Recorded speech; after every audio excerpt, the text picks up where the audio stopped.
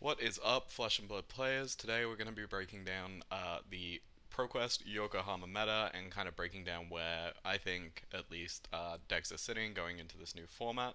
And we're going to kind of explore what we think the meta is actually going to look like going into this ProQuest Yokohama event season.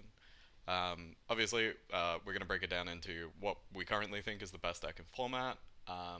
S tier decks, this will be 1 to 2 decks that are like extremely playable. A tier decks, which are all extremely good choices.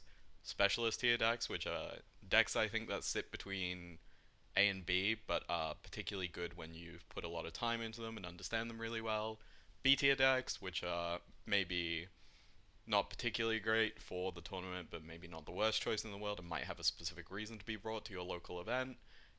C tier decks, these are kind of getting close to the don't play tier, but there might be really specific meta situations where they come up. And then we got don't play, of course, which is, you know, is there really a reason to bring them over any other deck? Um, and yeah, I think that's going to start us off. Okay, so starting off, we're going to start with last deck's best deck in format, Gravy Bones Shipwrecked Looter. So obviously, coming out of the BNR announcement, we kind of have obviously a lot changing with this deck since six Golden Tipple got banned from it. Essentially, there's been a lot of people trying different replacements like Loan Shark and other various blues like Restless Dead and other things like that, trying to kind of gain some advantage by trying to cycle back in that draw discard effect and generating more gold to kind of fuel the engine. Um, where Gravy was kind of sitting at this best deck in format tier, I think recently it has very much fallen, not from S, not to A, to probably somewhere in the specialist tier, where it's between B and A, and I think unless you have a really, really good grasp on the deck, it's probably not worth bringing to your event. But there is specific circumstances.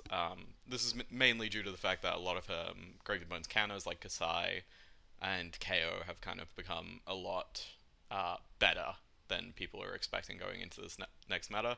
And some of the decks it was better into, like Mario, for example, are kind of getting worse. Um, well, then, Bravo, Showstopper. Currently, I don't think there's a reason to bring this hero over any of the other Guardians in the format. I think there's a lot of decks that have the Guardian key tag and are doing better things than playing Crippling Crush. This might be Volda with the consistent dominates, or Pallades with the aura spam into confidence tokens. I think that if you want to be a Guardian, or Jarl, this is like not the way to go at the moment in this format because the only payoff you're really getting is Crippling Crush. The Rimfir Iron Song, last format, actually a very respectable A to B tier deck or specialist tier because of its interaction into Gravy Bones, where it had a very, very solid matchup. Currently, I think it's actually fallen quite a lot in relation to Gravy Bones. I think I would put it. Obviously, there's a lot of different versions, so we're primarily going to be talking about Dawnblade here. I think Dawnblade has fallen into a B to C tier deck, probably closer to C tier, where unless your locals is just covered in ninjas, it's probably not worth bringing into this local event. Katsu, Katsu is a weird deck where we kind of saw like a couple of like ninth place finishes for the deck, but we didn't actually see anything that impressive from it. We didn't actually see any like breakout calling wins or battle hardened wins. Currently, I think it's probably somewhere between C tier and don't play, even with the new card Tempest Gust Wave. I think I would probably keep it in C tier to don't play. Let's keep it a C tier just because there might be specific reasons or interactions into brutes, for example, where it might be worth playing. Ryder, Reckless Rampage. So obviously we're kind of at a point where there is a lot of things going on in the format, and there is quite a lot of new brutes kicking around now. I think we're up to like 5 brutes or something like that. And the question you've got to be asking when you're bringing a deck for a season like this is, what is this deck bringing to my event that actually makes this deck playable and has an advantage over other things? The big thing with Rhinar is his hero ability and his ability to target things like Guardians and Warriors very effectively with the Intimidate and get over some of those fatiguey decks. I think this makes him a B tier choice, where he's still a brute. He still has access to things like Mandible Claw plus Blood Rush, Scowling Flesh Blag, of course, and other things like that. But I think ultimately he is kind of just worse than most of the other brutes. But unless your meta is very, very Guardian focused, I don't think I would be bringing him for this current season. Kano is kind of the definition of the specialist deck. I think he's incredibly complicated to play still, and he's still obviously a deck that can get hated out quite a lot. That being said, if you are a good Kano player, I think he's a perfectly reasonable choice if you've put the time into the hero. And I think particularly into a format that's full of like KO and Guardian, for example, I think he's a very reasonable choice. Sir Bolton, Breaker of Dawn. Unfortunately, the new charge card has not convinced me that he's playable. I think he's sticking in don't play tier where he's been for a lot of his life. Levia, Shadowborn Abomination. I think Levia is one of the decks that's most improved by some of the new cards. She often had like issues with finishing, and card quality in some regards. I think she's not the best brute, but I think she's a pretty reasonable choice at the moment. Um, I think I'm a lot more positive on her than I am some of the other brutes. I think she's a very reasonable deck to bring. Mandible Claws plus Blood Rush. You get access to Carrion Husk, which is obviously an extremely powerful card. I will say she is much more difficult to play and build than the other brutes, which I think also kind of reminds it to that specialist here, where I think the deck is. And again, I want to like reiterate, the decks in specialist here are hard to play, and they sit between somewhere between the top of A tier to the top of B tier, just based on how much performance you can actually get out of them. Fi, Rising Rebellion, obviously very improved with Hunted, but still probably not good enough. I'd still probably put him in the don't play tier. He's not really doing anything better than any of the other ninjas at the moment.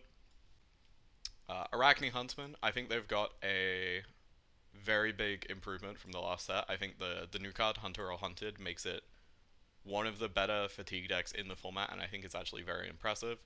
I know my local Arachne is going to be extremely pumped about this. Personally, I think this deck's extremely good and into a lot of decks.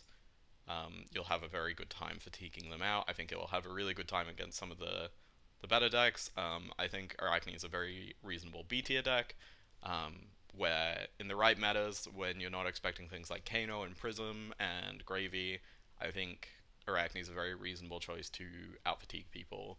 It's a very, very reasonable deck to bring. Azuri, Switchblade. Again, for most seasons, still hasn't really done anything since Pro Tour Amsterdam. I don't really see a reason to bring this deck over any of the other decks in the format. So I think I'm gonna safely put her in don't play tier. I think Arachne Huntsman is a better fatigue deck, and I think the decks like Slippy and Mario are better mid-range / aggressive decks. Riptide, Lurker of the Deep, our only ranger? No, one of two rangers left in the game. Riptide, as all, is just like a really specific meta pick, kind of like Rhinar and Arachne, where if your meta is very like centralized around Slippy and Syndra, for example, it's a pretty reasonable choice. I think there's a reason to bring the deck in that format, but currently I do not think that there's a reason to bring the deck unless your meta is very conditional. But I do think if you're in that meta and your local store is full of ninja and assassin, I think this is a very reasonable deck to bring. Let's power out some of the dome plays real quick. Teklevossen still just has issues into a lot of the format. I think it's closer to C tier nowadays than D tier. I do think the new adaptive pieces actually like are very, very good, but they don't solve any of the key issues with the deck. Olympia Prize Fighter, again, new expansion card making the deck much better, but ultimately I think it's still just what is it doing better than any other warrior, and when it comes down to that, I don't think there's a reason to bring it at the moment, even though I think it can be very exciting to see that 4 Marvel equipment on the table. I think that's very exciting. Vincent, I think Painful Passage is a really interesting card, because as someone who used to play Train, I like look at it and I go, this doesn't seem that good. But from every Vincent player I know, I've been told, no, you're wrong, the card's cracked. I think Vincent was already a very reasonable B tier choice. I don't think she really gains a massive amount. I don't think the card's like a game changer for her. I do think that she's still a very, very reasonable choice into this format. I do think there's specific metagames where she's a very reasonable choice as well, specifically if you also know how to do fatigue strats and things like that. So I think she's somewhere between specialist and B tier. Generally, I'm always, because of the decks at the top, I think I would put her in B tier for this season, but I think there is a reason to bring her. Max the Hype Nitro, still in don't play tier. I think I think we're still a couple of expansion cards off max being good. I haven't really seen anything in deck building that's made me like feel like there's enough reward for playing 9 hyperdrivers in your deck. It's obviously a pretty big liability. You're like slower than most of the aggro decks. You can get fatigued by most of the fatigue decks. I don't think there's enough of a solution. The deck it just needs high octane. Just give it like max octane or something like that. I think that's what that deck needs to exist in this format, and I think when it does exist like that, it's a pretty reasonable choice. Betsy Skin in the game, same problem as Bravo. Why are you playing it over any other Guardian in the format? Um, then go to Marlin, the other Ranger in the format, gutted a bit after Golden Tipper got banned. I think this deck was already in Don't Play tier, and now it's even worse because it has less options, obviously. Sticking in Don't Play tier. Beyond that, I think that's actually all the Don't Play decks, so now I can kind of be a bit more positive. And I think this might be all the C tier decks apart from. Yeah. Actually, I'm gonna move the new KO RKO. I think this deck currently has the issue of not being better than any brute, and I don't really see the reason to bring the deck, and I don't really see what the deck's actually doing to justify playing even just the other KO. Like, what is this deck doing? Like, I've heard like a lot of theories, but I've not seen any like answers about why this deck's good. Like, it seems like your payoff is like 2 card 6, which is not good. So I don't know. I mean, KO is unfortunately I do not think this is the source at the moment. But I think that brings me to the end of the don't play decks. We will also just cap out the C tier decks real quick with Puffin Hightail. I really like Puffin. I really want it to be good. Unfortunately, I just think that the deck is just not. It's not consistent enough. I don't think Backskin for us really fixes anything wrong with the deck. It has the same class problem as like the Guardians, for example, where why are you not just playing Dio instead? Um, and I think that's like a real issue where why aren't you just playing Dio instead? That's the big question I keep looking at with this hero, and I don't see a reason to be adding a level of inconsistency to the deck for no reason.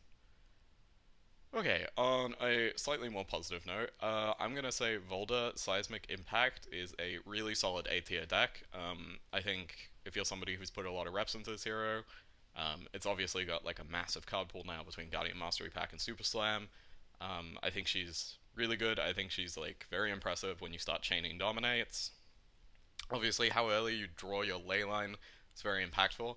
I think the decks that Volda has to contend with in this format is primarily Kano, and I think she actually has a very reasonable matchup into a lot of the brutes, like which I think will be very relevant going into this season. So I think she's a perfectly reasonable choice and is actually like a good high tier deck. Um, Jarl Vitradi, I'm gonna put Jarl in B tier. I think Jarl has a really specific place where if you just want to slow down your local meta, maybe it's full of Syndra, for example. He's actually a really good choice. I think he can fatigue the brutes if he needs to, and I think obviously you get access to a lot of really powerful tools like CLF and Blizzard, for example. And I think a lot of decks right now aren't built to take advantage of that. Again, little bit specialist here, like Vincent, where like you definitely need to have reps on the deck, but I think when you do have reps on the deck, it's a very powerful deck. What should we talk about next? Let's go with Victor. Victor is one of the better Guardians in the format right now. I think Guardian as a whole is actually looking more playable than it has been in years. I think Victor again is a V tier Guardian because I think Victor is like really powerful in specific metagames, like into Assassin and particularly Assassin and like the full-on aggro deck, like ninja decks like Syndra. I think Victor is a really powerful choice because of the obviously huge blocking suite and massive equipment fridge. I think you've got like a lot of new tools and stuff like Guardian Mastery Pack. I think it's a very reasonable choice. I think anything above B tier is like a very reasonable choice going into this metagame. Um, and I think it's very much a meta. B tier is very much like medicals, and I think Victor is a very reasonable medical if your local meta is like brutes and ninjas, for example. Um, let's go with Acilio. Constellar Intelligence. Obviously, has been popping up a lot lately. There's some contention that it's the best wizard in the format. I've seen a lot of people picking it up for this upcoming ProQuest season.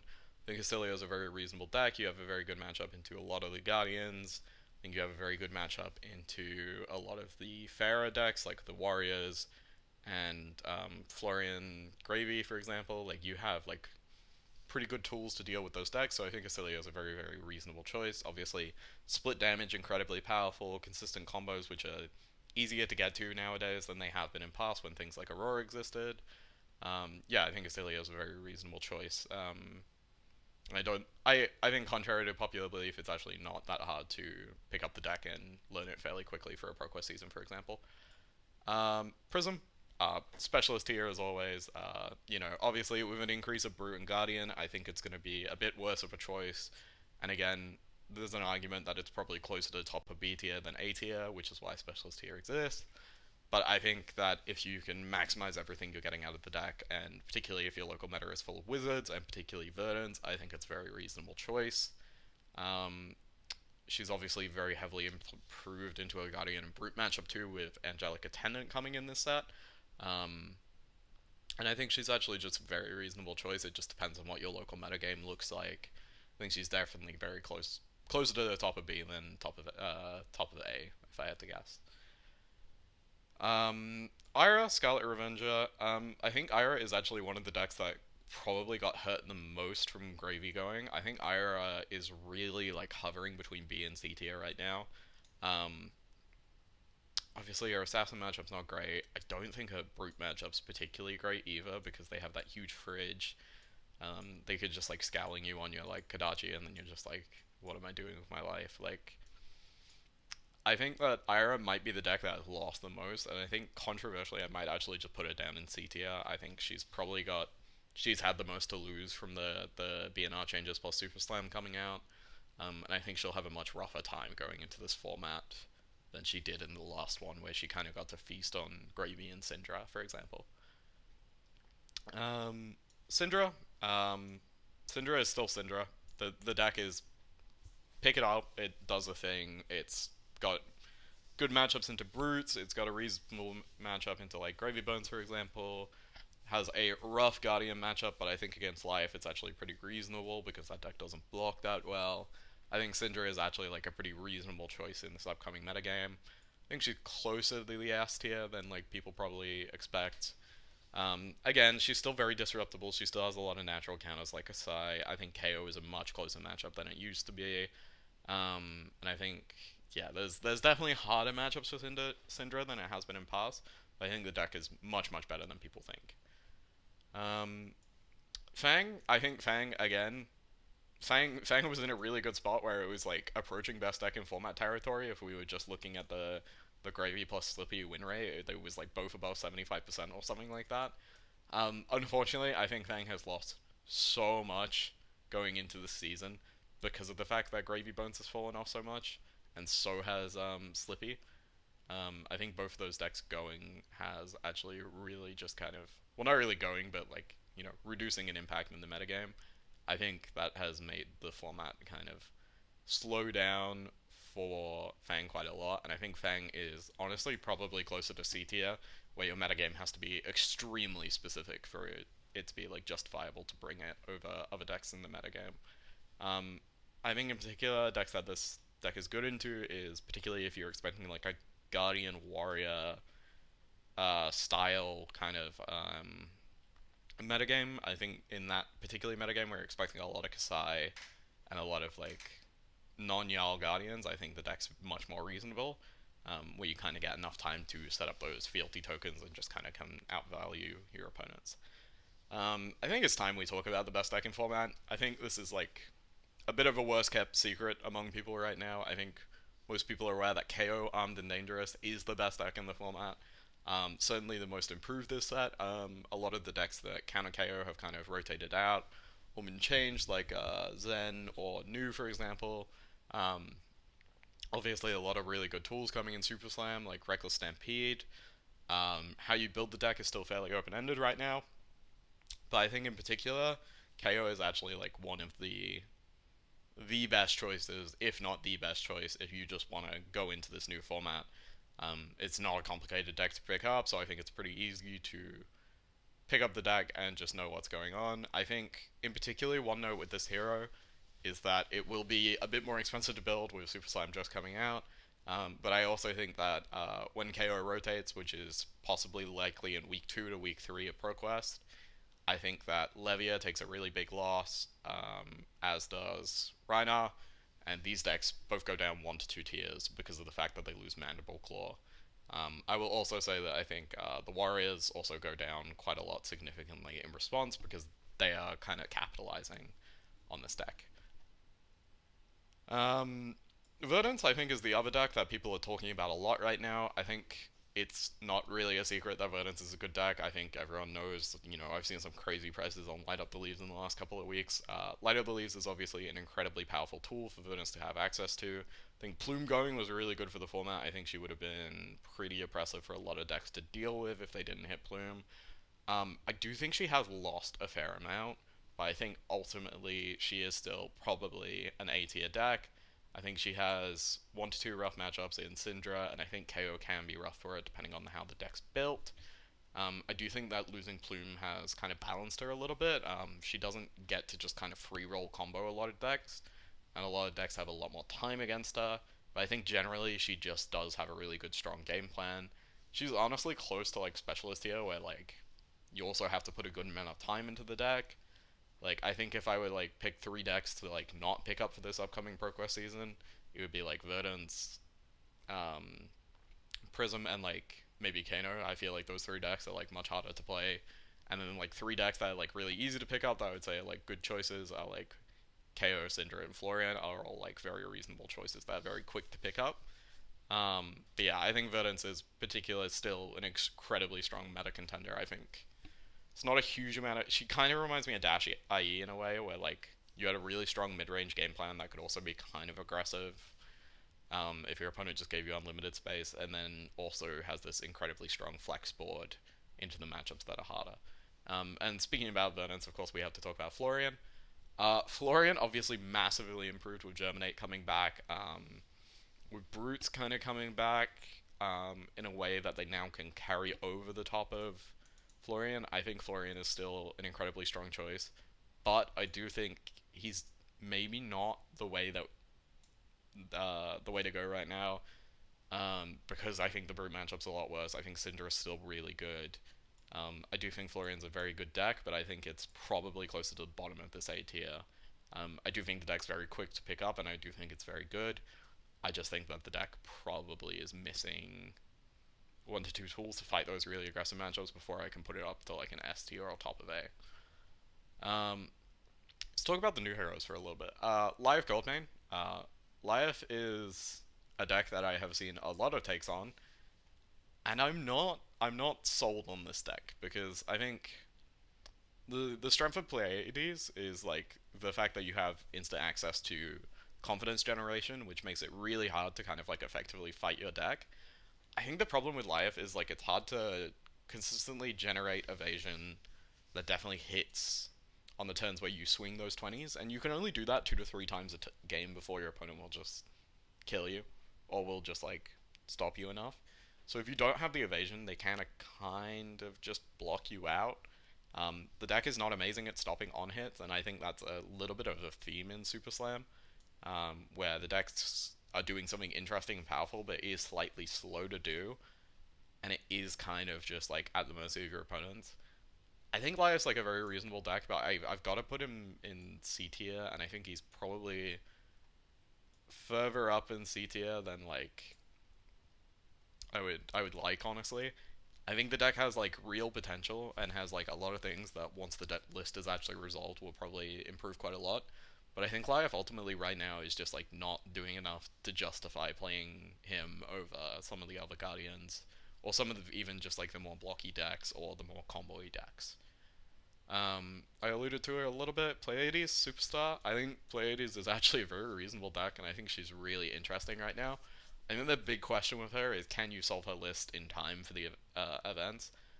I think she's actually really strong. I think like the aura stacking and being It's like Life is kind of doing the same thing as her, where you're like trying to set up the auras, the suspense with the other buffs, um, to generate big turns, but she kind of does it way more consistently, and she has like access to much more like consistent on hits that are just like better cards by themselves. Like Red Boulder Drop, for example, I think is an incredibly strong card. Her and Boulder got this set, um, and I think that like she's actually once resolved. I think she's one of the better decks in the format. I think she's probably in like the middle of A tier. I think both Guardians are. Where the question is, how do you solve your unfair matchups?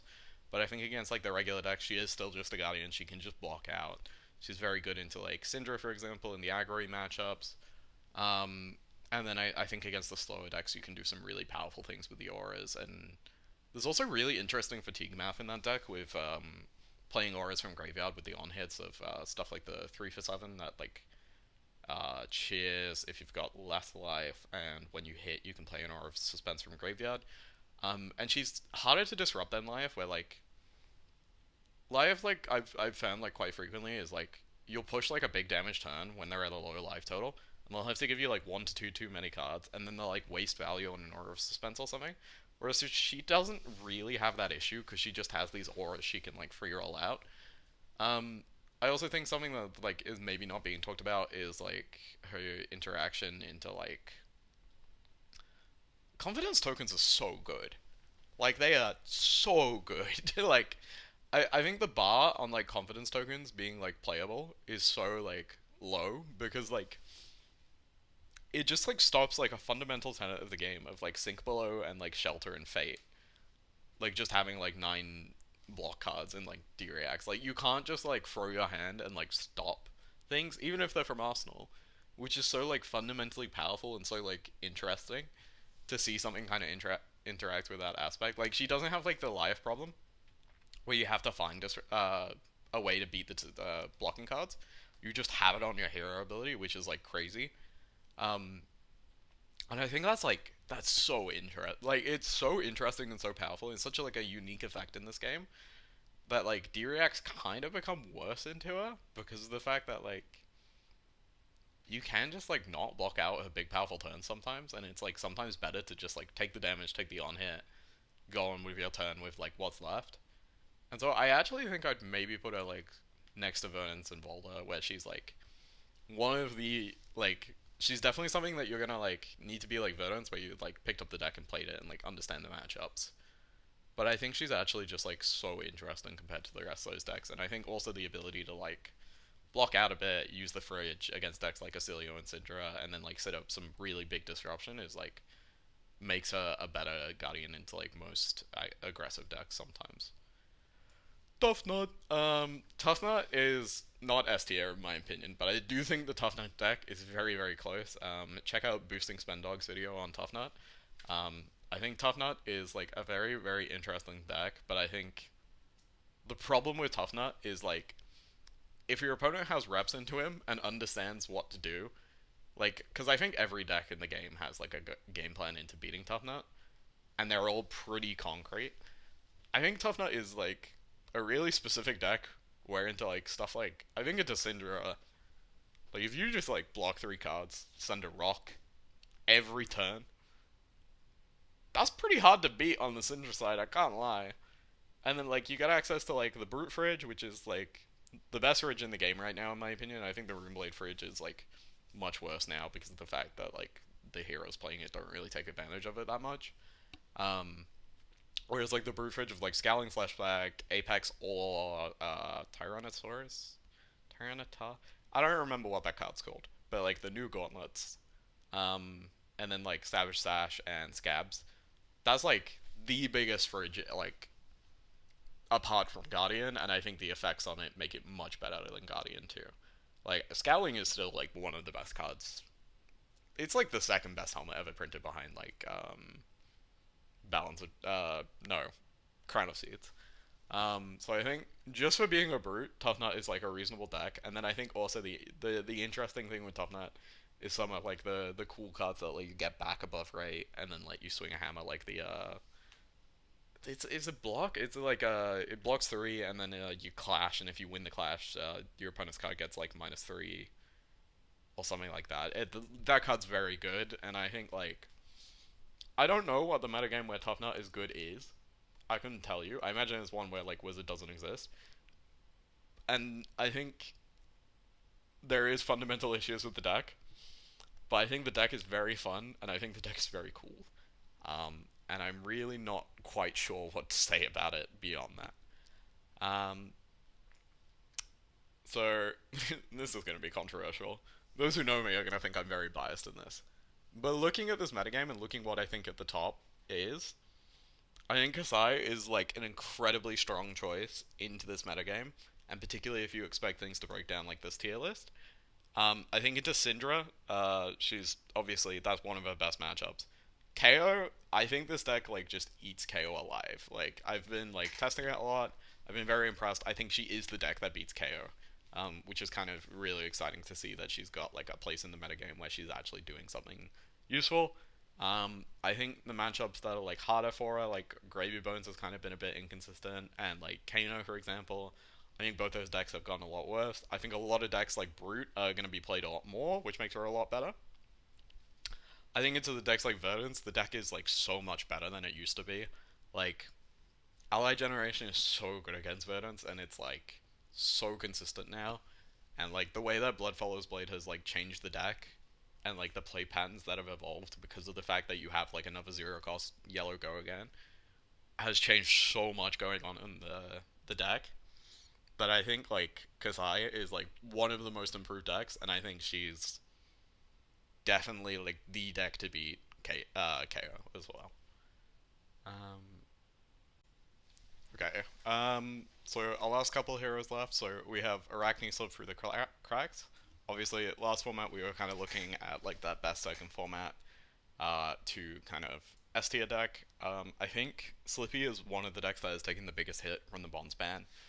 I think the amount of equity that like the deck was getting was actually kind of ridiculous. Like if you look at that calling finals, it was Copenhagen that Tamaggio played against Gregorish, and like you look at that finals and like you just look at that game and you're like, oh, if Bonds is like any other card in any of those turns, the game just like isn't even close. It's like the other player just always gets there. I think Slippy is still a good deck. It's just so much more conditional where it is now.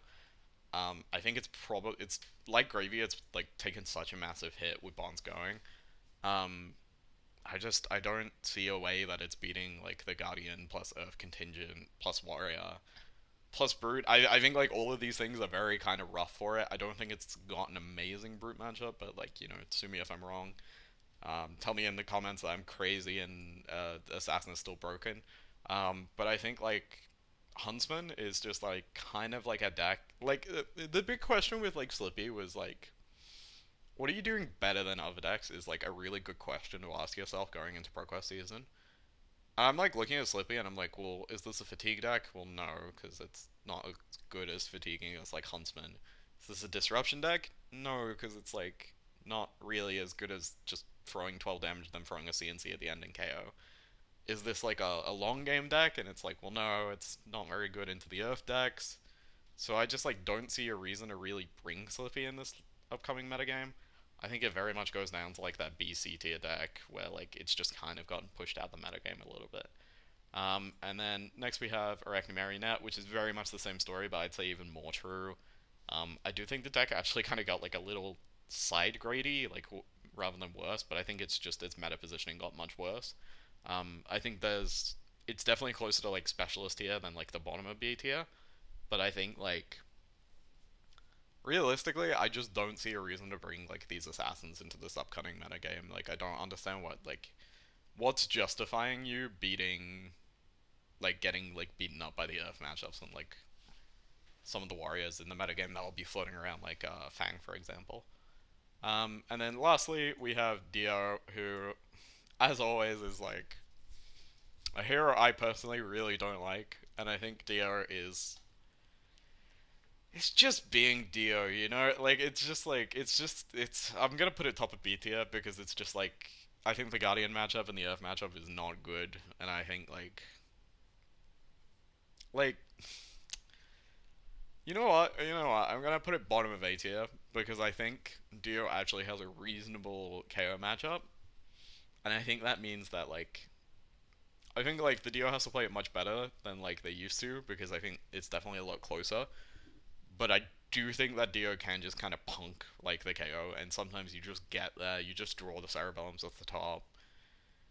Again, is that justifiable to beat all these Guardians and Earth decks? Like, I'm just kind of like, no. It's like, I'm looking at this chart, and it's like, you look here, and there's all these decks that are like really solid and like reasonable choices, but it's just like, how do you beat these decks? Like, how do you beat Volta, Pleiades, Verdance, and like Florian?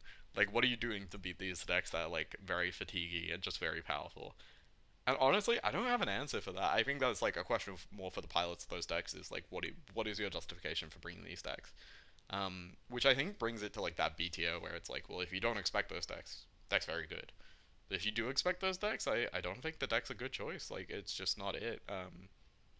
Obviously, we saw Lionel win that Calling Auckland B with Dio, and I think that like very much demonstrated that like the deck is very very good into like that last format of like Gravy Bones and like just non-interactivity where like everyone's trying to beat Gravy by going faster than it or like doing something into it that's like non-linear. I think this is no longer the world we're in, and I think Dio is like another deck like the Assassins where you just kind of get a little screwed by the way the meta is like broken down. It's very interesting. I think we're kind of entering an extremely like we've talked about like that idea of offensive overlap in like some of the LSS articles. We're in a defensive overlap kind of era where like if you're not hyper defensive, you need to be hyper aggressive to compensate, or you need to be extremely good at both, like kind of Kasai and KO, where like you're good on defense and you're good at blocking to justify being a deck to bring in this metagame. I think very much like the way I'm looking at it is like all of these decks, like the Dios, the Huntsmans, the Tough Lord, the like Mario, like Slippy, some of the other Guardians that are a bit more narrow like Yal and Victor, which I think I probably should be moved up a little bit. Um, like why are you bringing these decks when you have like issues in these top decks? And like I think the real question for a lot of decks is like, what are you doing to interact with specialist here? I think like I'm looking at the decks that are above this, and I'm like, yeah, like you like beat like 3 out of 4 of the specialist tier decks, and the question is like I'm looking at KO and I'm like, oh, the KO matchup's not amazing, but like your Prism matchup, your Levia matchup, and your Gravy matchup's pretty reasonable. I'm looking at Kasai and I'm like, well, my KO matchup is miserable, but my Gravy Bones matchup, my Levia matchup, and my Prism matchup's pretty reasonable. Looking at Syndra and I'm like, well, my Kano matchup is like 50-50, maybe slightly unfavored, like 40-60. My Gravy Bones and like my Levia matchups were extremely good, and my Prism matchups like pretty abysmal, but like it's still got pretty fair game into 3 out of 4. Like, and I'm noticing that's kind of a theme. I'm like, hmm, maybe that's just where you need to be at the moment. You just need to be a deck that can like beat 3 out of 4 a specialist tier and then just like hang in the A tier is kind of where decks need to be at the moment. And I think that's like it's a really interesting format to be in. And I think like the B tier decks, I want to clarify because I've been very negative about the B tier decks. These decks are all reasonable choices. It's just based on like what portion of A tier and a specialist you're expecting your metagame to be.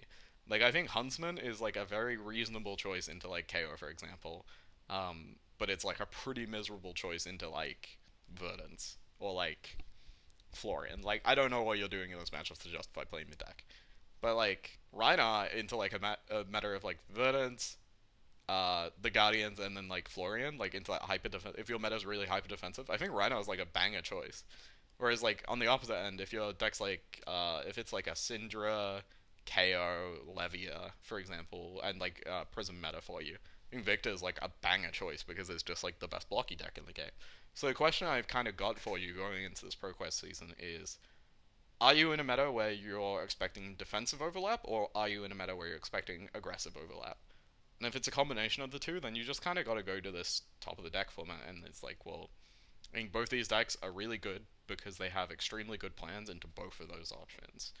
And I think that's a really good like kind of breakdown of like where ProQuest season is heading. And I think ultimately that's like the big question to ask yourself. Um, Yeah, I think that kind of wraps up the format, honestly.